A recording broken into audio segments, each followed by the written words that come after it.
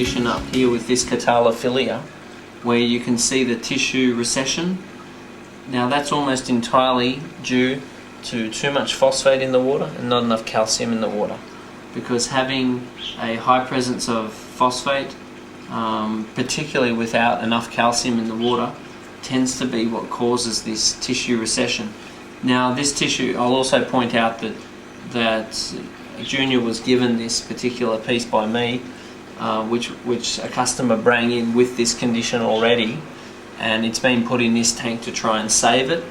Now once he's actually saved this particular piece, you'll find that it won't regrow into where it's receded from.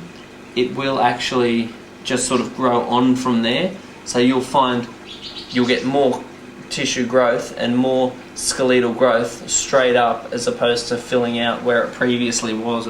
It just won't do that.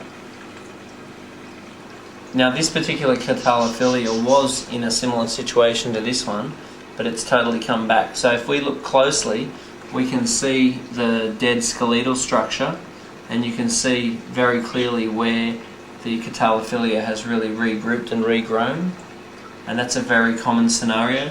The other time when this will often happen is if you've got fish like angels in the aquarium that will pick at it, and if the angel is readily picking at it, then that will often cause a similar type of condition, or if the coral next to it is being stung.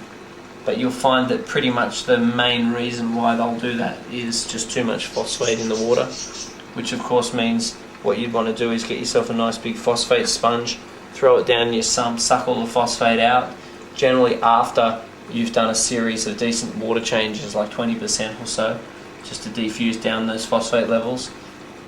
Another point about phosphate is I find that phosphate is a really big issue if you've got really low calcium. On the other hand, the higher your calcium, the less of an issue or the less impact that phosphate tends to make. So if there's a lot of phosphate in the water and a lot of calcium in the water, that's definitely not as bad. It takes longer to see the effects of the phosphate as if there's just a lot of phosphate in the water without high calcium.